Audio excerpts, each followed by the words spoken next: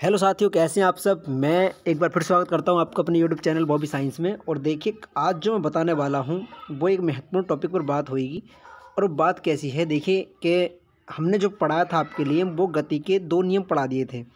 गति का first law और गति का सेकंड नियम। ये दोनों नियम मैंने आपके लिए बड़ी शिद्दत से पढ़ाए थे। और इन दोनों के जो वीडियो हैं वो मेरे यूट्यूब चैनल पर पड़ी हैं। अगर अभी तक आपने इन वीडियो को नहीं देखा तो ज़रूर जाकर देखें, तभी ये वाली वीडियो समझ में आएगी। ठीक है, आज मैं जो बात करने वाला हूँ गति के सेकंड लॉ। और सेकंड लॉ जो था F बराबर ma वाला जो नियम था, ये इससे रिलेटेड जो क्वेश्चन आते हैं वो बताऊँगा मैं आपके लिए। और भी बहुत सारी बातें इस वीडियो में करूँगा, जिसमें मैं आपके लिए बताऊंगा गति का तृतीय नियम और गति के तृतीय नियम के अनुप्रयोग, मतलब जितने भी इसके यूजेस हैं हमारी लाइफ में वो कहाँ कहाँ है। ठीक है, और उससे रिलेटेड क्वेश्चन आए दिन आरआरबी ग्रुप डी या आरआरबी एनटीपीसी या जितने भी जहाँ पर भी साइंस पूछी जाती है वहाँ पर जो भी क्वेश्चन आपके लिए मिलेंगे साइंस से रिलेटेड, वो सारे के सारे हम इसमें कवर करने वाले हैं। तो बने रही वीडियो में अंत तक और वीडियो को पूरा देखें। ठीक है, तो आज हम जानने वाले हैं गति का सेकंड नियम। गति का सेकंड नियम मैंने पिछली वीडियो में पढ़ा है और इसमें और बता दे रहा हूँ। तो गति का द्वितीय नियम था क्या। तो गति के द्वितीय नियम की अगर बात करें तो हम हेडिंग डाल लेंगे गति का द्वितीय नियम।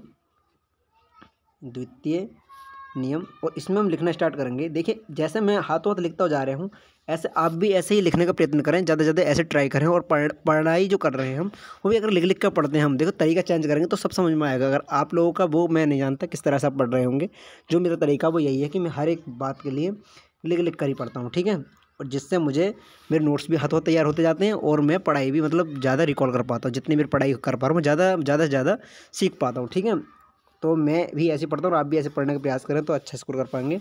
तो गति का जो द्वितीय नियम वो क्या कहता है, देखें कि किसी वस्तु के संवेग में परिवर्तन, किसी वस्तु के संवेग में परिवर्तन को, किसी वस्तु का संवेग में परिवर्तन बल के बराबर होता है। कहाँ लिखेंगे, बल के बराबर होता है, बल के बराबर होता है। अब वो कैसे होता है मैं आपको दिखाऊंगा। देखो, बराबर थोड़ा गलत लिख गया।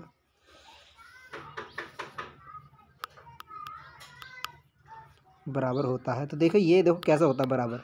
ये मैंने देखो कल ही बताया था और आज फिर बताने वाला हूँ। इसमें एफ जो होता है, मतलब ये नियम आप इससे भी पूछा जाएगा गति के सेकंड लॉ किससे निकल कर आया है। मतलब जो गति का द्वितीय नियम है एफ बराबर एम ए, वो किससे निकल कर आया है। ये क्वेश्चन भी आपसे कई बार पूछा जाता है। गति के द्वितीय नियम से एफ बराबर एम ए जो आपसे पूछा जाएगा, जैसे एफ बराबर एम ए ऐसे लिख कर आ जाएगा। एफ बराबर एम ए ये गति के कौन से समीकरण से लाया गया, तो गति के द्वितीय समीकरण से लाया गया। आपके लिए ऐसे क्वेश्चन ही पूछा जाएगा। ठीक है, तो ये देखो कैसा आया था एफ बराबर एम ए, ये मैंने पिछली वीडियो में बताया था और आज फिर बता रहा हूँ।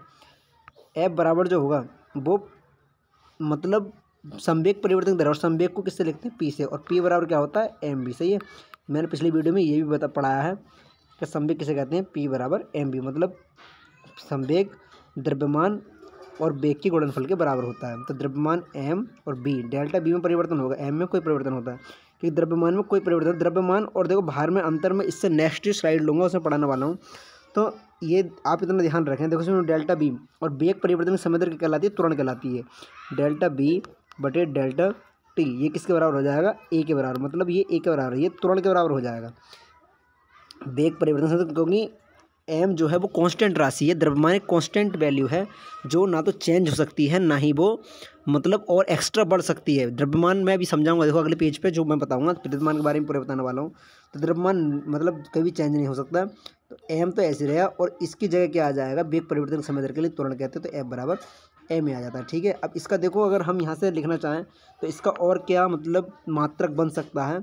तो द्रव्यमान का जो मात्रक बन जाएगा बच्चों वो किलोग्राम बन जाएगा, और त्वरण का जो बन जाता है, त्वरण का मात्रक देखो ये मीटर पर सेकंड तो इसका होता है वेग का, क्योंकि वेग जो होता है विस्थापन परिवर्तन दर होती है, मैंने ये पढ़ाया है ना। विस्थापन बटे समय होता है, तो विस्थापन का मीटर और समय का सेकंड, तो एक तो यहाँ से निकलेगा मीटर पर सेकंड, और इसका डेल्टा टी का मतलब और सेकंड जुड़ जाएगा, तो मीटर पर सेकंड स्क्वायर हो जाता है त्वरण का मात्रक। ये मैंने अपनी वीडियो में और ही बताया, मतलब सारी वीडियो अगर आप देखेंगे तो सारे विज्ञान समझ पाएंगे। अगर लगातार आप वीडियो नहीं देख रहे हैं तो जरूर जाएँ चैनल पर सारी वीडियो देखें, तभी आपको विज्ञान समझ में आएगा। ठीक है, तो किलोग्राम और ये हो जाएगा मीटर पर सेकंड स्क्वायर, एक तो ये हो जाता है। और इसका और मात्रक क्या होता है, बल का मात्रक मैंने तुम्हें और बताया था एसआई पद्धति में जिसका मात्रक है, इसका जो एसआई मात्रक है वो क्या होता है, बल का मात्रक न्यूटन होता है, न्यूटन, ठीक है, जो न्यूटन ने अपने नाम पर दिया था। अच्छा, मैंने पिछली वीडियो में बताया था कि न्यूटन जो है, न्यूटन ने के जो नियम है, जो 3 नियम हैं न्यूटन के, वो किस किताब में लिखे हुए हैं, मतलब उनकी कौन सी ऐसी बुक है जिसमें लिखे हुए हैं, तो वो मैं बता दे रहा हूँ। वो द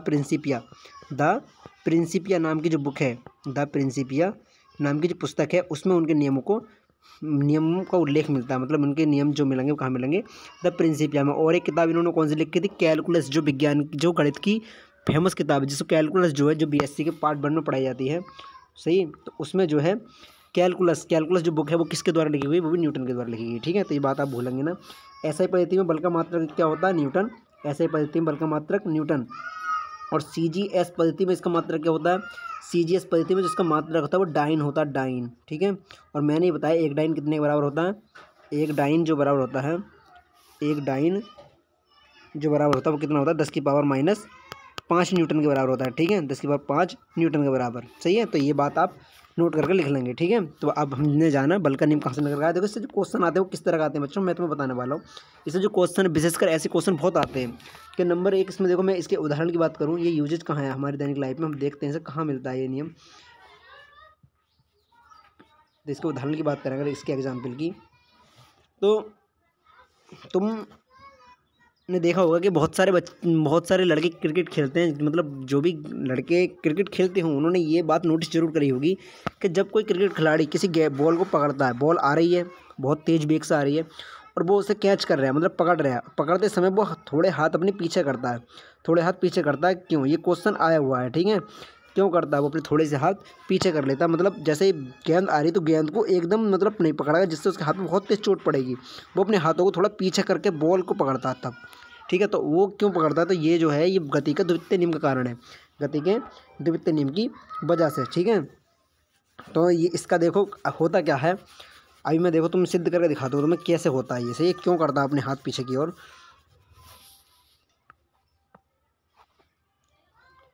देखो लगा लो कोई बॉल आ रही है, उसका द्रव्यमान ये मान लो 1 किलोग्राम की बॉल है वो, और उसका वेग कितना है, ये मान लो 1 किलोग्राम की वेग है, वो 1 किलोग्राम का द्रव्यमान है, और उसका वेग जो वेग से आ रही है, सपोज करो 50 मीटर पर सेकंड के वेग से आ रही है, 50 मीटर पर सेकंड के वेग से खिलाड़ी की ओर आ रही है, सही है।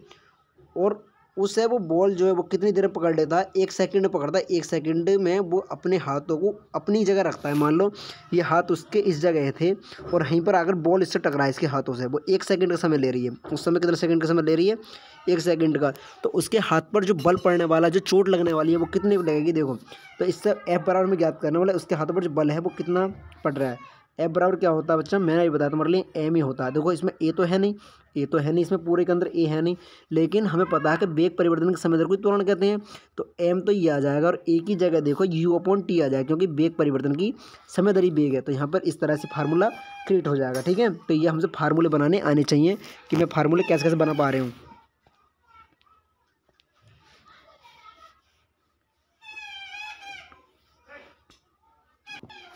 तो इस तरह से क्रिएट हो जाएगा, देखेंगे फार्मूला बनाने हमसे आने चाहिए बच्चों। ये किस तरह से मैंने बनाया है, आपसे भी फार्मूले बनाने आने चाहिए, ठीक है, तभी हम इन चीज़ों को कर पाएंगे, ठीक है। इन चीज़ों के करने का और कोई साधन नहीं है। देखिए हम फार्मूले जो है हमें बनाने आने चाहिए।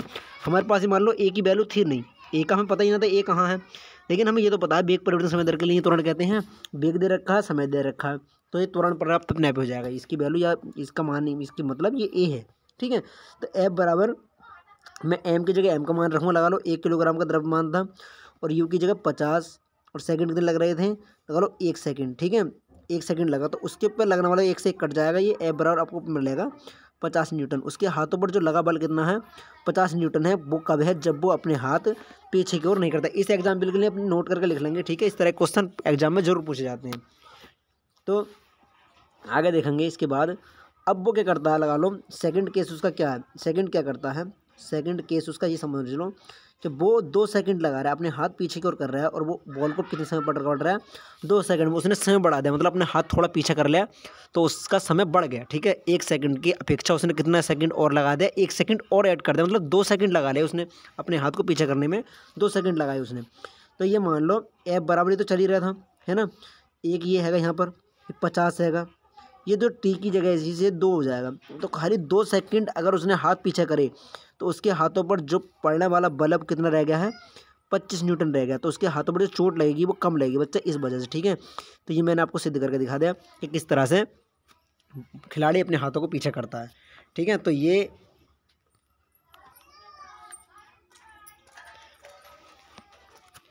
बात आप मतलब याद रखेंगे। और भी मतलब कैसे कैसे वो अपने हाथों को पीछे कर लेता है खिलाड़ी, तो ये बात आपको समझ में आ गई होगी। और देखेंगे इसके बाद नेक्स्ट स्लाइड में बताने वाला था आपके लिए द्रव्यमान। द्रव्यमान और भार में क्या अंतर होता है, मैं आपके लिए आज ये मतलब पूरा बता दे रहा हूँ द्रव्यमान और भार में क्या अंतर होता है। तो द्रव्यमान और भार में क्या अंतर होता है, तो देखो द्रव्यमान की अगर हम डिफाइन करें द्रव्यमान के लिए, द्रव्यमान क्या थे किसके लिए, तो पदार्थ की मात्रा द्रव्यमान कहलाती है। ये बात ध्यान रखना, पदार्थ की मात्रा द्रव्यमान कहलाती है, कि मात्रा द्रव्यमान कहलाती है। ठीक है, ये बात ध्यान रखना, पदार्थ की मात्रा को द्रव्यमान कहलाते हैं। या किसी पदार्थ में जितने कण हैं उनकी संख्या क्या कहलाती है, पदार्थ की मात्रा और पदार्थ की मात्रा को द्रव्यमान कहते हैं।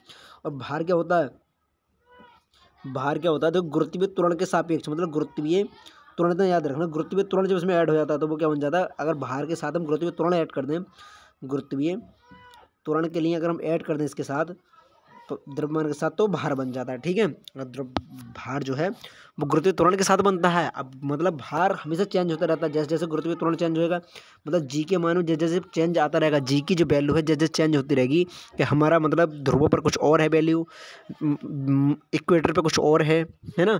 और दूसरे हम अगर प्लानिट पर जाते हैं, जैसे चंद्रमा पर जाते हैं, तो हमारे भार का 1/6 हो जाता है। तो ये क्वेश्चन कई बार आया हुआ भी है, जैसे भी नोट कर लेंगे कि हमारा जो वजन है, जो गुरुत्वीय त्वरण है, वो कितना हो जाता है चंद्रमा पर जाने पर 1/6। ठीक है, और चंद्रमा से अगर हम यहाँ का अगर हम पृथ्वी पर आएँ तो कितना हो जाएगा, 6 गुना। ठीक है, 6 गुना हो जाएगा पृथ्वी पर आने के बाद। तो पदार्थ की मात्रा के लिए द्रव्यमान कहते हैं। ठीक है, तो पदार्थ की मात्रा, अब मैं देखो इसमें मतलब आपके लिए समझाऊँ, अभी भी समझ में ना आया होगा तो बता दो पदार्थ की मात्रा को कैसे डिफाइन करें। तो ये मान लीजिए आप खुद अपने आप पर इस एग्जाम्पल के लिए क्रिएट करें, अपने बारे में सोचें। आपके मान लीजिए आपके 5 उंगली हैं, आपका हाथ है, ये मान लो 5 उंगली हैं आपके हाथ में, इस तरह से, सही है, 5 उंगलियों वाला हाथ है आपका, 1 2 3 4 5 उंगली हैं आपके हाथ में। अब आप इस हाथ के लिए अपने मतलब एक हाथ के एग्जाम्पल दे रहे हो मैं, इस हाथ के लिए आप मतलब चंद्रमा पर ले गए, आप चंद्रमा पर ले गए, चंद्रमा पर पहुंच गए, या आप बृहस्पति ग्रह पर पहुंच गए, बृहस्पति कोई से ग्रह पर, जहाँ भी हम जाने जाएंगे, ये हाथ की उंगली चेंज हो जाएंगी, कि ये हाथ की जो उंगलियों की संख्या चेंज हो जाएगी, नहीं हो सकती है, 5 की 5 ही रहेंगी। तो ये जो उंगलियों की संख्या, ये द्रव्यमान है बच्चा, द्रव्यमान है, यही हमारा द्रव्यमान होता है। हर किसी की बात, ये मान लो ईंट के लिए ले लो, और एग्जाम्पल मैं आपके लिए समझाना चाहूँ बारीकी से, ईंट ले लें, ईंट। ठीक है, आप ईंट लेकर आए, लगा लो 5, ये मान लो उसका जो आयाम है, उसके अगर हम आयाम की बात करें, लंबाई चौड़ाई की बात करें, इसे आयाम कहते हैं। ठीक है, लगा लो ये ईंट की जो लंबाई थी वो 2 मीटर की है, 2 मीटर की तो बहुत बड़ी ईंट हो जाएगी। एग्जाम्पल तो कुछ भी हो सकता है, देखो तुम्हें समझाने के लिए तो कुछ भी करना पड़ेगा। ये मान लो बच्चा, ये जो ईंट है, ये इंच में मान लेंगे, मान लो 9 इंच की ये ईंट थी और 4 इंचेस की चौड़ाई थी, 9 4, और होती भी यही है ना, 9 इंच की इसकी लंबाई और 4 इंच की चौड़ाई, ये ध्यान रखो। अगर मैं इस ईंट के लिए लगा लो भट्टे पे से लाए, भट्टा तो अपने सुना ही होगा, भट्टे पे ईंटें बने हैं, जहाँ ये कारखाने से ईंटें बन रही हैं, उस वहाँ से हम ईंटों के लिए ला रहे हैं, तो क्या ये घर आते आते क्या ये मतलब कुछ छोटी हो जाएगी ईंट, नहीं हो सकती, नहीं, ये उतनी की उतनी रहेगी जितनी हम वहाँ से लाए थे। या हम इस ईंट के लिए कहीं पर भी ले जाएं, चंद्रमा पर ले जाएं या जुपिटर पर ले जाएं, कहीं पर भी ले जाएं, ये ईंट जो है, इसका जो आकार है, इसका जो आयाम है, वो हमेशा समान होएगा। और आयाम, आकार और पदार्थ की संख्या क्या कहलाती है, द्रव्यमान कहलाती है। तो द्रव्यमान कभी चेंज नहीं हो सकता। ठीक है, द्रव्यमान कभी चेंज हो ही नहीं सकता। द्रव्यमान संरक्षण का नियम जो कहता है वो ये कहता है द्रव्यमान नहीं तो चेंज हो सकता है, ना ही कभी हम उसे बदल सकते हैं, ना ही उसमें परिवर्तन ला सकते हैं। वो एक रूप से दूसरे रूप में बदल सकता है, लेकिन मतलब ईंट जो है ये एक रूप से दूसरे रूप में चेंज हो सकती है, लेकिन क्या हो सकता है, ये नष्ट नहीं हो सकती। ये मान लो जैसे मिट्टी बना दें, अगर हम पीस भी दें में, तो पृथ्वी पर शेष रह जाएगी। सही है, तो आप समझ गए होंगे द्रव्यमान किसके लिए कहते हैं और भार किसके लिए। अब भार क्या होता है, भार हमारा डिपेंड करता है, भार जो है डिपेंड करता है गुरुत्वीय त्वरण पर। भार डिपेंड किस पर करता है, गुरुत्वीय त्वरण पर, गुरुत्वीय त्वरण पर डिपेंड करता है भार। अगर हम भार की बात करें, मान लीजिए आप 60 किलो के हैं, आपका जो वेट है वो कितना है, 60 किलोग्राम है। 60 किलोग्राम के आप हैं, अगर आप लगा लीजिए चंद्रमा पर जाते हैं जो गुरुत्वीय त्वरण का 1/6 हो जाता है, तो आप जाएंगे तो वहाँ कितने किलोग्राम के उतरेंगे? 10 किलोग्राम के। आपका जो वजन हो जाएगा वो कितना हो जाएगा? 10 किलोग्राम का। आप जो है 10 किलोग्राम के शेष रह गए हैं, क्योंकि अब वहाँ पर हमारा गुरुत्वीय त्वरण का मान 1/6 हो जाता है। तो क्या आप 10 किलोग्राम के हो गए, आपका वजन ही तो घट गया, लेकिन आपके जो सपोज कर लो आपका हेड है, आपके जो मतलब ये हाथ हैं, पैर हैं, क्या ये छोटे हो गए? क्या इनकी लंबाई छोटी हुई? ये आप नोटिस करें, क्योंकि वो छोटे नहीं हो सकते, क्योंकि वो हमारा द्रव्यमान है। द्रव्यमान वी कैन नॉट चेंज, ठीक है, तो द्रव्यमान को हम चेंज नहीं कर सकते, ठीक है, बस सिर्फ हम भार के लिए चेंज कर सकते हैं, वो भी गुरुत्वीय त्वरण के विरुद्ध। गुरुत्वीय त्वरण लगा लो, कहीं पर 1/4 होता है, ये कहीं किसी ग्रह पर 1/4 होता है, तो वो क्या हो जाता है? हमारा ये द्रव्यमान हो जाता है, वो कितना हो जाता है? सॉरी गलत कर दिया मैंने, ये मतलब 15 किलोग्राम हो जाता है। कितना हो जाता है? 15 किलोग्राम रह जाता है, ठीक है। तो ये आप समझ गए होंगे भार क्या है और द्रव्यमान क्या है, सही। अब हम देखें दूसरी बात हम लेकर आने वाले हैं, तो वो है मतलब गति के तृतीय नियम पर। गति का तृतीय नियम क्या कहता है? गति का तृतीय नियम, थर्ड लॉ ऑफ मोशन क्या है? तृतीय नियम क्या है? तो ये थर्ड लॉ पढ़ने वाले हैं हम न्यूटन का, और बड़ी मतलब प्यार से इस नियम के लिए पढ़ेंगे हम। थर्ड लॉ ऑफ मोशन, गति का तृतीय नियम क्या कहता है? देखिए बड़ा ही आसान सा है ये, बस समझना है। देखो, जब कोई व्यक्ति या वस्तु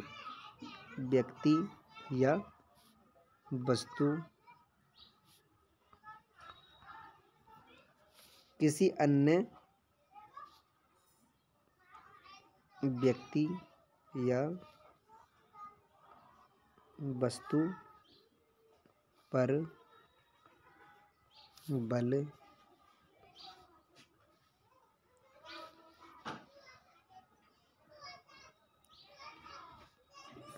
लगाती है तो वह दूसरी वस्तु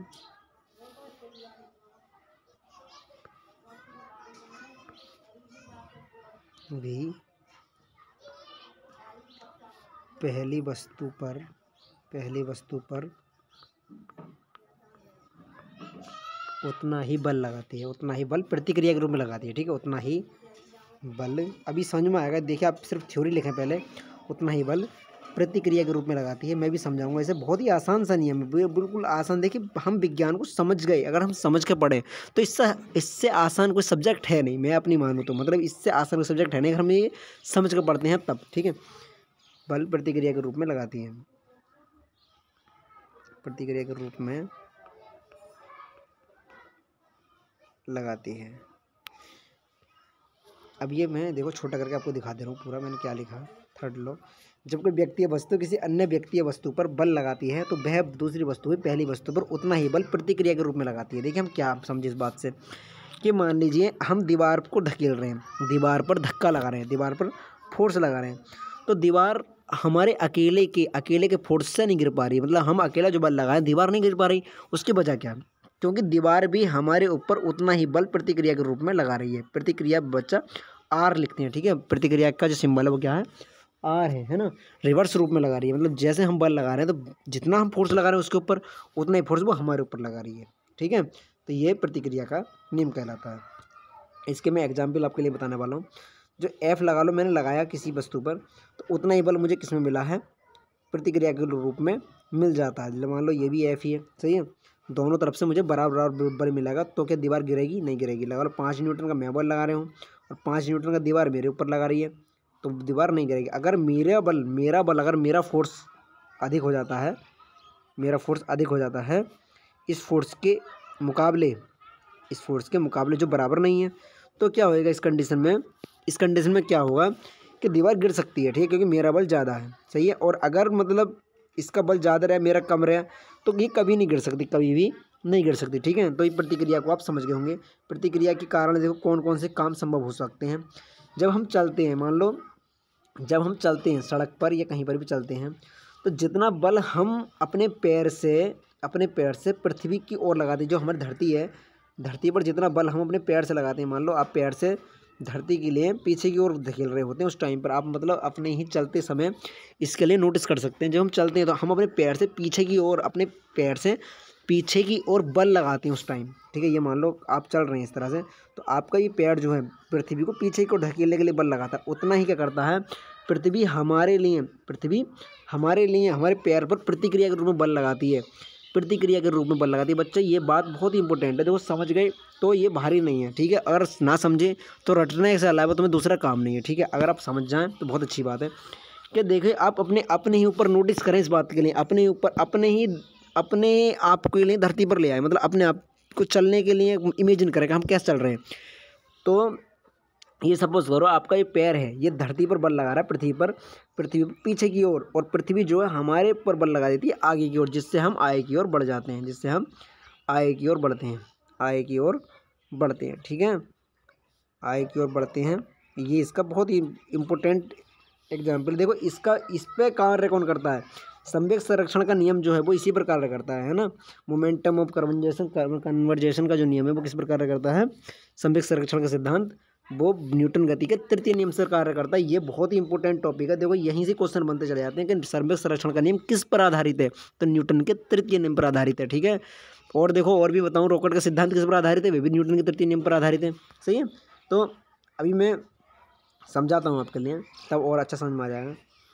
हमने अपनी क्लास में अपनी कक्षा में पढ़ा भी होगा, ये बहुत ज़्यादा आसान सा टॉपिक है और इसके आधार पर बहुत सारे क्वेश्चन हमें देखने के लिए मिल जाते हैं, सही है। इसका देखो अन्य नाम क्या है, इस नियम का अन्य नाम, तो इसे किससे क्या जानते हैं, इसे क्रिया प्रतिक्रिया नियम भी कहते हैं, क्रिया प्रतिक्रिया नियम भी कहते हैं, ठीक है। अगला है देखो इस नियम के आधार पर कौन कार्य करता है, संवेग जो है संवेग, वो संवेग संरक्षण का सिद्धांत इसी नियम पर कार्य करता है। इस बात के लिए लिख लेंगे संवेग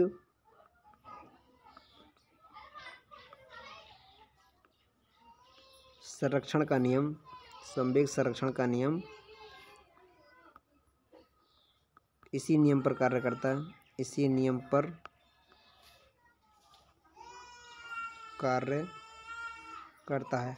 बच्चों थ्योरी से आप पता लगा सकते हैं, जब मैंने जो थ्योरी लिखवाई है जहाँ पर भी ऐसा देखने के लिए मिले, आपके लिए एग्जाम्पल बहुत मिल जाएंगे, और जहाँ पर भी आपके लिए ऐसा देखने के लिए मिले कि कोई बल लगा रहा है और उसी के रूप में प्रतिक्रिया के रूप में उतना ही बल कोई दूसरी वस्तु लगा रही हो, तो वहाँ पर आप बड़ा मतलब सोच समझ के इस क्वेश्चन के लिए लगा सकते हैं कि यहाँ पर क्रिया प्रतिक्रिया का नियम लग रहा है, यानी कि न्यूटन का तृतीय नियम लग रहा है, ठीक है। और इसको और भी एग्जाम्पल मैं आपके लिए लिखवाने वाला हूँ।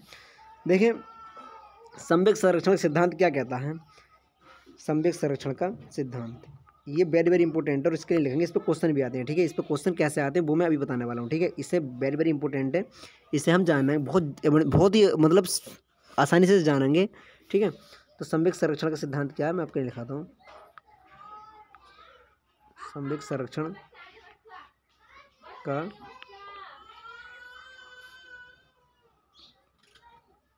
सिद्धांत, संवेग संरक्षण का जो सिद्धांत है वो क्या है, देखिए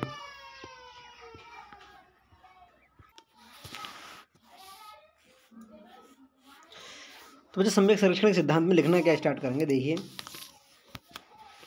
यह एक पिंड, मतलब कोई पिंड है, कोई भी वस्तु, पिंड किसके लिए कहते हैं, कोई वस्तु के लिए, ठीक है। एक पिंड में जितना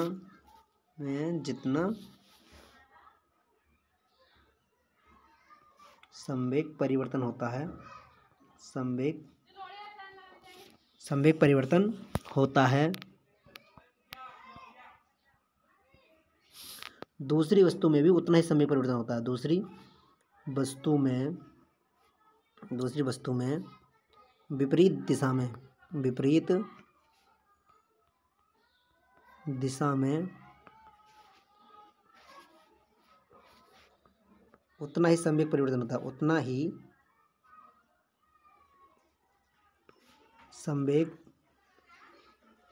परिवर्तन होता है, मतलब विपरीत दिशा में संवेग परिवर्तन हो रहा है, ये देखेंगे। देखिए अगर आपके लिए कह दे खाली संवेग, तो संवेग किससे लाया गया है, वो गति के द्वितीय नियम से, और संवेग संरक्षण का अगर हमें मतलब विपरीत दिशा में कह दे तो वो न्यूटन के तृतीय नियम पर आ जाता है। ठीक है, तो आप देखेंगे, देखिए P बराबर एम बी, P बराबर ये मान लो एक द्रव्यमान है, P बराबर एम बी होता है, एम बी, सही है। तो इसका देखिए एक सूत्र होता है, आप जानेंगे जब इसमें परिवर्तन हो, दो वस्तुओं में लगा लो, एक वस्तु ये है और एक वस्तु ये, दोनों जब टकराती हैं, संघट आप पढ़ेंगे फर्स्ट ईयर में जाकर, तो ये मान लो एम द्रव्यमान का पिंड है, ये M1 पिंड है और ये M2 पिंड है, मतलब M2 द्रव्यमान की कोई वस्तु है। ठीक है, इसका वेग v1 है और इसका वेग v2 है। ठीक है, जब ये टकराएंगे तो इनमें संवेग संरक्षित होएगा, मतलब संवेग जितना, मतलब ये संवेग लगाएगा इसके ऊपर उतना संवेग इसका होगा। ठीक है, तो दोनों का संवेग कैसे होगा, संरक्षित होएगा। अगर मैं इसमें ले लूँ, लगा लो M1 के लिए, तो M1 V1 जो बराबर हो जाएगा वो M2 V2 होता है। इस सूत्र के लिए याद रखेंगे, वेरी वेरी इंपॉर्टेंट है, इससे बहुत सारे क्वेश्चन मैं करने वाला हूँ अभी। ठीक है ना, तो संवेग संरक्षण का सिद्धांत आप जान गए होंगे। और संवेग संरक्षण के सिद्धांत पर जो कार्य करती हैं, कौन कौन सी चीज़ें करती हैं, तो संवेग संरक्षण सिद्धांत पर देखो, रॉकेट आपने देखा होगा, रॉकेट अभी बताऊँगा रॉकेट कहते हैं किसके लिए, है ना। रॉकेट का सिद्धांत, रॉकेट का सिद्धांत, रॉकेट का सिद्धांत किस प्रकार करता है, संवेग संरक्षण के नियम पर। देखिए आप एक गुब्बारा लीजिए, आपने मतलब जो छठी सातवीं में आप पढ़े भी होंगे कि एक एग्जाम्पल आया करा था कि एक गुब्बारा लें और गुब्बारे में हवा भरें, गुब्बारे में हवा भरें, और उसका जो पिछला सिरा है गुब्बारे का, इसे मतलब हल्का ढीले धागे से बांधे, हल्के ढीले धागे से, जिससे कि ये हवा जो बाहर आती रहे, इसके अंदर की हवा बाहर आती रहे। जब ये मतलब हवा इसकी बाहर आएगी, जब इसकी हवा बाहर आएगी तो ये क्या करेगा, ये आगे की ओर गति करेगा। ठीक है, क्योंकि जितना संवेग पीछे की ओर लग रहा है उतना संवेग आगे की ओर लग रहा है। ठीक है, क्रिया प्रतिक्रिया का सिद्धांत भी देखिए, तो जितना पीछे की ओर इसमें बल लग रहा है उतना ये आगे की ओर से संवेग दे रहा है। ठीक है, तो ये आप देखते भी होंगे, आप एक गुब्बारा लें और उसे ढीला बांधें, ठीक है, मतलब हवा भरने के बाद उसे धागे से ढीला बांधें और छोड़ें, तो आप क्या देखेंगे कि गुब्बारा आगे की ओर बढ़ेगा, इसमें से हवा निकलती रहेगी, ये आगे की ओर तीव्र गति से जाएगा। चाहे इसे आज ही प्रैक्टिकल करके देख लें, या अगर आपके लिए विश्वास ना हो तो आज ही प्रैक्टिकल करें, आपके लिए सारा का सारा संवेग संरक्षण का सिद्धांत है ना। और यही सिद्धांत क्या है, रॉकेट का है। रॉकेट क्या होता है, ये मान लीजिए इस तरह का, ये एक एरोप्लेन टाइप का होता है, ठीक है, इस तरह का, और इस एरोप्लेन से हमेशा ये धुआं छोड़ता रहता है, ये मतलब रॉकेट क्या है, ये धुआं छोड़ता रहता है। और जब ये मतलब इतनी, इसका जो प्रेशर होता है बच्चा, इसका जो संवेग इतना हाई होता है कि ये जो पूरा का पूरी ये मशीन है, जो इसी मशीनरी एक टाइप की जो रॉकेट है, वो आगे की ओर गति करने लगता है। तो रॉकेट के सिद्धांत किस प्रकार कार्य करता है बच्चा, तो ये संवेग संरक्षण के सिद्धांत पर कार्य करता है। अब एक और एग्जाम्पल आपके लिए दूँ मैं, देखिए जब कोई व्यक्ति बंदूक चलाता है, कोई व्यक्ति बंदूक चलाता है, मतलब बंदूक जब चलाता है, जब फायर करता है वो गोली, तो उससे जो निकलने वाली बुलेट होती है, मान लो ये गन है, इस तरह का गन टाइप का बना हुआ है, सही है, इस तरह की गन, और इस गन से कोई बंदूक, जब वो व्यक्ति गोली छोड़ता है, तो जैसे ही ये गोली इससे निकल कर जाती है, तो जितनी बेग से ही गोली निकल कर जाएगी, ये हल्का फोर्स इसके ऊपर भी लगाती है, बंदूक के ऊपर। तो आप देखते होंगे गोली जब चलती है, फिल्मों में भी देखते होंगे, मूवी में भी, कि बंदूक जब चलाता है कोई, ये हर बार हर फायर पे हल्की पीछे होती है, हर पीछे मूव करती है, हल्की पीछे की ओर, ये पीछे की ओर चली जाती है। ठीक है, तो ये बंदूक जब हम चलाते हैं तो गोली निकल जाती है, और गोली निकलने के बाद जो बंदूक हल्की पीछे आती है, किस नियम का कार्य, को ये ऐसे क्वेश्चन पूछ जाते हैं दैनिक लाइफ से रिलेटेड, तो ये किस नियम का किस सिद्धांत कार्य करते हैं, संवेग संरक्षण के सिद्धांत पर। तो बच्चा हम इससे रिलेटेड जो क्वेश्चन है पढ़ने वाले हैं, सही है, कैसे कैसे क्वेश्चन इससे रिलेटेड आएंगे। तो देखिए मैं आपके लिए बताऊँ, गति का तृतीय नियम के और अगर मैं एग्जांपल बताऊं तो गति के तृतीय नियम क्या हो सकता है, जैसे हम अगर पृथ्वी पर चल रहे हैं, पृथ्वी पर चलना किसकी वजह से संभव है, तो गति के तृतीय नियम की वजह से ही हम पृथ्वी पर चल पा रहे हैं, तो गति का तृतीय नियम। देखिए एक एग्जांपल बताता हूँ कि कोई बच्चा डूब क्यों जाता है पानी में। ठीक है, पानी में डूबने की वजह क्या है, देखो वो उत्प्लवन में अलग पढ़ाऊंगा। ठीक है, वो अलग आर्किमिडीज के सिद्धांत की जो थ्योरी है वो मैं अलग पढ़ाऊंगा। ठीक है, उसका अलग है, आपके भी आप मतलब इसे गलत दिशा में ले जाएं कि ये सही नहीं पढ़ा रहे हैं। देखिए मैं बताऊँ आपके लिए, मैं सिर्फ प्रतिक्रिया समझना चाह रहा हूँ, इस समय जो बताना चाह रहा हूँ वो बल्कि प्रतिक्रिया के सिद्धांत पर आधारित बताना चाह रहा हूँ कि बल्कि प्रतिक्रिया कैसे हो सकती है, क्या क्या है बल्कि प्रतिक्रिया। तो और उत्प्लावन जो होता है, ये उत्प्लावकता जो होती है, ये अलग टॉपिक है, मैं इसके लिए अलग पढ़ाऊँगा। ठीक है, ये बिल्कुल अलग टॉपिक है, ये इससे संबंधित नहीं है, जो मैं आप इसे मतलब गलत दिशा में लेकर जाएँ। ठीक है, जो बच्चे मतलब इसके बारे में जानते हो, थोड़े पढ़े हुए होंगे, वो इस बारे में जानते होंगे। ठीक है, तो बल्कि प्रतिक्रिया की और मैं अगर आपके लिए सिद्धांत बताऊं तो क्या हो सकते हैं, ये मान लीजिए कोई गिलास में आपने एक गिलास लिया और गिलास के अंदर ये मान लो पानी भरा हुआ है और पानी के अंदर आपने सिक्का छोड़ा, पानी के अंदर सिक्का छोड़ा, तो सिक्का मतलब ये रुकेगा नहीं, ये जब तक इसे प्रतिक्रिया के रूप में बल नहीं मिलेगा, किसी प्रतिक्रिया के रूप में बल फोर्स नहीं मिलेगा। मान लो नीचे ये एक तल है, मतलब तल है इसका, और इस तल पर जाकर टिकेगा क्योंकि इसे प्रतिक्रिया मिल जाएगी वहाँ पर, क्योंकि जितनी प्रतिक्रिया ये बल लगा रहा है सिक्का, उतनी इसे आर के रूप में प्रतिक्रिया मिल जाएगी, तब ही ये रुकेगा। ठीक है, जब कोई डूबता है, कोई बच्चा या कोई भी मतलब डूब जाता है पानी में, तो उसकी वजह क्या है कि लगा लो ज़मीन पे जब वो पैर टेकता है, तो जहाँ तक ज़मीन पर पैर टेकते रहेंगे वो नहीं डूबेगा, और जब वो मतलब जब भी उसे प्रतिक्रिया मिल जाएगी तब तक वो डूबता ही रहेगा। ये आप सोचते रहिए, जब तक उसका पैर धरती पर ना टिक जाएगा तब तक वो डूबता ही रहेगा। ठीक है, तो ये ध्यान रखना, अगर प्रतिक्रिया नहीं मिलेगी तो वो क्या है, ना चलना संभव है, सही है, ना ही कुछ। आगे देखेंगे, अब मैं पढ़ा रहा था संवेग संरक्षण के सिद्धांत का गोली वाला नियम, ठीक, सही है।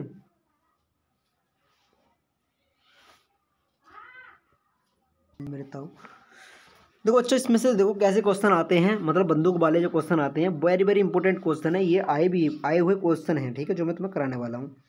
तो एक क्वेश्चन देखो कैसा आया था, मैं सिर्फ एक एक दो क्वेश्चन बताऊंगा, और बाई के आपके पास जो भी नोटबुक हो, जो भी किताब हो, जो भी आपके पास बुक है जिससे आप पढ़ रहे हैं, ठीक है, उसमें जाकर आप देखें। और मैं आपके लिए सजेस्ट करूंगा कि आप जो है ज़्यादा से ज़्यादा जो इसमें अगर आपको न्यूमेरिकल करने हैं, इससे संबंधित जो न्यूमेरिकल करने हैं, तो आप क्या करें, एनसीईआरटी की किताब उठाएं। एनसीईआरटी की बुक है 9th वाली, उसमें जो पार्ट है बल का उसके अंदर ही जरूर मिलेंगे। ठीक है, वहाँ से आप इन क्वेश्चनों के लिए कर सकते हैं। ठीक है, इससे देखो जो भी मैं अभी पहले बल के करा देता हूँ, है ना, कि बल के जो क्वेश्चन है वो किस प्रकार से आते हैं न्यूमेरिकल। तो सबसे पहले देखो हम देखना चाहेंगे कि मान लो कोई द्रव्यमान कितना है, किसी वस्तु का द्रव्यमान, ये मान लो 5 किलोग्राम द्रव्यमान की है। 5 किलो द्रव्यमान की वस्तु के लिए ऐसे क्वेश्चन बहुत सारे आएंगे। 5 किलोग्राम के द्रव्यमान की वस्तु को 2 सेकंड में 10 मीटर पर सेकंड स्क्वायर, 10 मीटर पर सेकंड, सही है, वेग प्राप्त करने के लिए कितना बल की आवश्यकता होगी, वेग प्राप्त करने के लिए कितने बल की आवश्यकता होगी, प्राप्त करने के लिए कितना बल चाहिए, सही है, कितना बल चाहिए। तो ये क्वेश्चन बहुत ईजी है ना। एम का मान इसमें दे रखा 5 किलोग्राम, सही है, टी का मान दे रखा 2 सेकंड, और बी का मान दे रखा कितना 10। हमसे पूछा एफ की वैल्यू, तो बिल्कुल इजी है ये तो, है ना, इसे कर देंगे।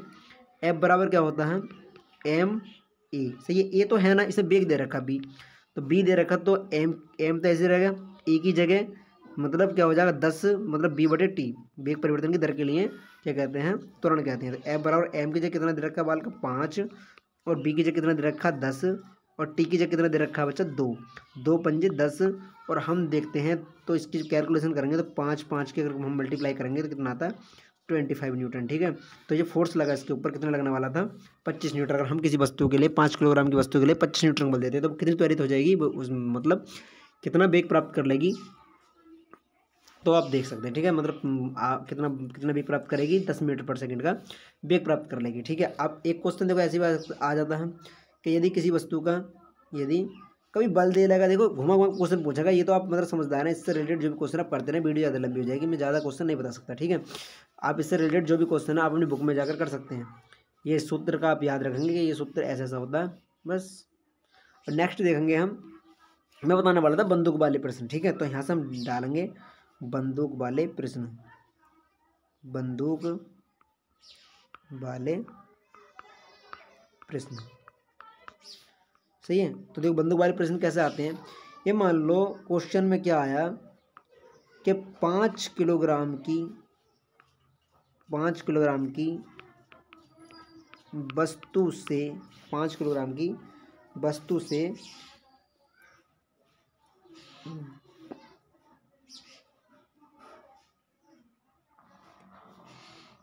20 ग्राम की गोली को दागा जाता है, गोली को दागा जाता है मतलब फायर करा जाता है। ठीक है, दागा जाता है, सही है। 5 किलोग्राम की वस्तु से 20 ग्राम की गोली को दागा जाता है, तो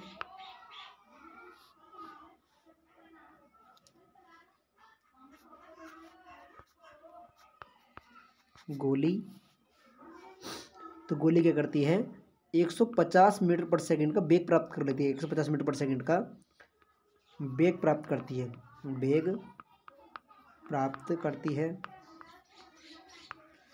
बंदूक अब पूछा जाएगा मतलब बंदूक पीछे की ओर कितनी वापस होगी, है ना, बंदूक पर लगने वाली प्रतिक्रिया क्या होगी, बंदूक की प्रतिक्रिया क्या होगी, मतलब बंदूक पीछे की ओर कितना वेग लगाएगी। इस तरह से क्वेश्चन आते हैं, ठीक है। तो ये एक ही क्वेश्चन करा रहा हूँ, बाकी का तुम अपने मतलब प्रैक्टिस में से कर लेना, और बाकी जो मैं बताऊंगा इससे रिलेटेड जो भी क्वेश्चन बन सकेंगे वो कल की वीडियो में बताऊंगा, क्योंकि वीडियो ज़्यादा लंबी ना हो, सही है।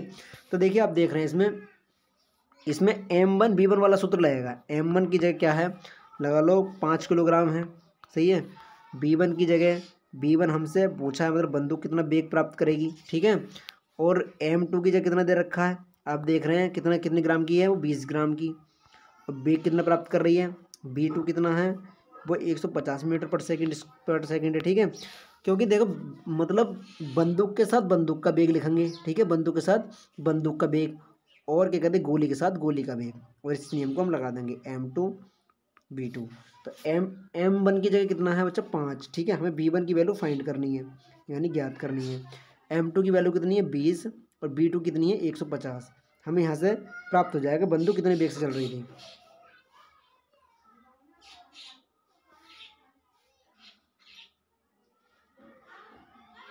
तो गलत हो रहा है, एक मिनट रुक गया। देखो बच्चा इसमें मैंने ही बताया था तो वो भी गलत हो गया था, मतलब उसमें एक क्वांटिटी मैंने चेंज नहीं करने की ध्यान रही थी। इसमें मैं M1 की जो वैल्यू है वो कितनी दे रखी है 5। V1 हमसे पूछा कि मतलब बंदूक कितनी पीछे जाएगी। M2 की वैल्यू कितनी देखी 20 ग्राम। देखो ये किलोग्राम में ग्राम में, मैंने ये क्वांटिटी चेंज नहीं की थी, जिससे क्वेश्चन का आंसर गलत आ रहा था। ये किलोग्राम, सही है। आगे हैं फिर V2 की वैल्यू कितनी है 150। ये देखेंगे आप कि M1 की जगह 5, सही है, ये किलोग्राम है।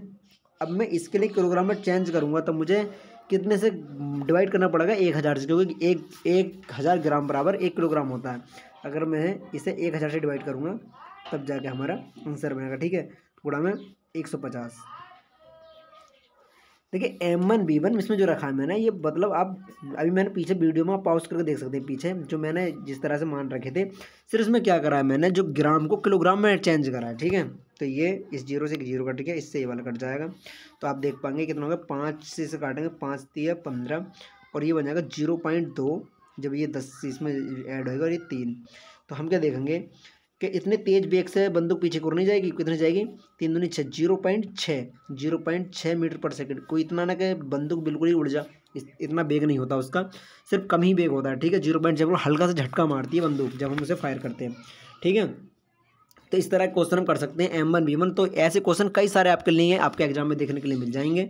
तो बच्चा आज के लिए इतना ही काफ़ी है, और मैं मिलते हैं नेक्स्ट वीडियो में, क्योंकि अगली वीडियो जो मैं लेकर आने वाला हूँ वो इससे संबंधित कुछ न्यूमेरिकल भी हम इसमें मतलब ऐड करेंगे, और कुछ क्या कहते हैं तो कुछ थ्योरी पढ़ाएंगे, जिसमें शेष रह गई है इस लेसन से जो भी मतलब रह जाएगा, मैं आपके लिए जो अध्ययन के बाद में आपको बताऊंगा क्या चीज़ रह रही है, क्या चीज़ मैंने पढ़ा दी है, ठीक है। तो इसके बाद जो नेक्स्ट वीडियो आएगी वो इसके मतलब निचोड़ मान लो तुम, इससे टोटल का टोटल जो भी इसमें रह रहा है शेष, सही है, शेष जो भी रह जाएगा उस टोटल के लिए पढ़ाएंगे। अगर आपने भैया वीडियो अगर अब तक लाइक नहीं करी तो लाइक करो, और चैनल के सब्सक्राइब जरूर करो, ठीक है, सब्सक्राइब करें, ठीक है, चैनल को सब्सक्राइब करें, और दोस्तों को जरूर सेंड करें, क्योंकि अगर आपको पसंद नहीं आ रही है तो भाई देखना बंद करो, ठीक है। अगर आ रही है तो लाइक करो, ठीक है, क्योंकि भाई इतनी मेहनत से वीडियो बना रहा हूँ मैं, कुछ तो करो, ठीक है ना, लाइक करो, शेयर करो, सब्सक्राइब करो, ठीक। मिलते हैं नेक्स्ट वीडियो में कल।